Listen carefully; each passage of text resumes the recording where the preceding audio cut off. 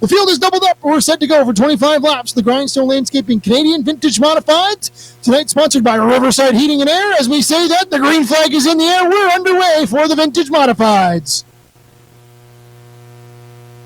14 jumps out to an early lead there, followed by the 15 there of TJ Marshall. Marshall hard on the bumper, and we've got some slicing and dicing there back through the field there. Looks like the 98 and the 1, Ian McIntyre and the Ty Riopelle are really doing some battle there with the 8 of Ricky Willigar. Those guys were all great in the first feature and doing a great job in the second feature here. Side by side for the race lead is TJ Marshall. He's going to try to go the long way around. He's going to go the outside on the 14 of Scott Tonelli. Marshall, Tonelli duking it out side by side as they head back into turns 3 and 4. Tonelli on the bottom, Marshall on the top. Marshall with the advantage off of turn 4 as he come off the stripe. Marshall, your new race leader on lap number 3.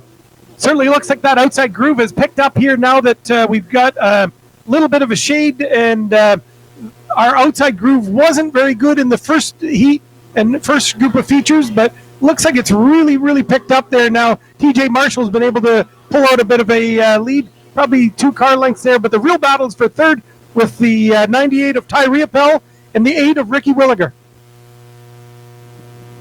Ty Riopelle holding on to that third spot where Ricky Willigar is right there chomping at the bit.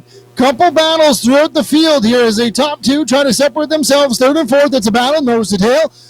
5th and 6th as well. Ian McIntyre and Mike Pond go to duke it out as well. Then a little bit further behind them, Jordan Ramsbottom and the 43 of Jay Pepin duking it out as well. Action all over this 3rd Mile Speedway at Flamboro for the Canadian Vintage Modifieds as Willigar looks to the inside for third off of turn number 2. Willigar digs hard off of 2 there, gets to the inside of the 98, but the 98 rallies back on the outside as they get into turn 3, but not going to be able to hold that spot as the 8 of Willigar is able to pull ahead, and now they're only 2 or 3 car lengths back of the second place car, the 14 there of Tonelli.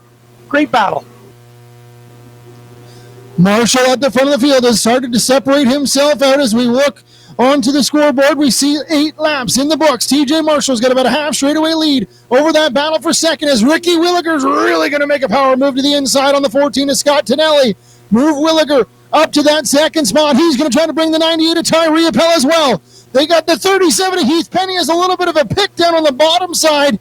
That worked out for the 14 of Tonelli, but Riopelle's going to try to mount a charge once again. Riopelle nose to tail with Tonelli for that 3rd and 4th position. Mike Pond, Ian McIntyre battling it out for 5th and 6th as well as we work lap number 10. Looks like Riopelle's trying to get to the high side there, possibly doing the crossover as he comes off of 2 on the 14 car of Tonelli, but no dice there. Looks again to the high side, and there's no opportunity to get there, so swings it back out of 4, swings it to the bottom. But there's a lap car, the 13 car of Samantha Terwilliger, and that car kind of acted as a bit of a pick there for the 14 to hold up the 98. Action still all over this Flamboro Speedway 3rd mile. The battle for the race lead starting to heat up just a little bit. Ricky Willigar has closed within a couple car lengths, maybe about 4 car lengths in the back bumper of that 15 of TJ Marshall. Willigar, your track champion from 1 season ago, here in the Grindstone Landscaping Canadian Vintage Modifieds. He's trying to track down the 15 of TJ Marshall. This time underneath the stripe, they see the halfway to go sign up in the air. Halfway to go, halfway home in this 25-lap feature event. Great battle right now as it come off of turn 2. The 14 car and the 98 car of Ty Riopelle are really, really attached tight. And Riopelle looks at the bottom as they come through turn 4 now, and he's got that spot, digging hard down the front straightaway. Riopelle slides up in front of the 14. Riopelle's going to take that 3rd spot away from the 14 of Scott Tonelli. This time underneath the stripe, lap number 15 goes up on the board. Another battle you want to keep an eye on. That 5 of Mike Pond. He has been caught by the 84 of Jordan Ramsbottom. Ramsbottom in that 7th position looking for more in that LLB Racing number 84 machine. Trying to see if he can make a move on the 5 of Mike Pond. We saw Mike Pond in feature 1. A tough customer to try to get around. Ramsbottom's going to try to see if he can make this move on the top, maybe on the bottom here as they work underneath the stripe. 9 laps to go in this one.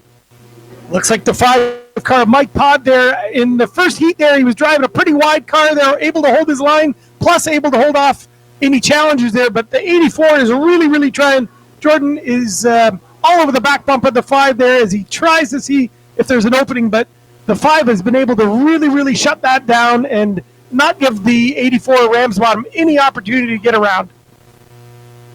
Still clean and green at the front of the field. Ricky Willigar trying to chase down that 15 of TJ Marshall.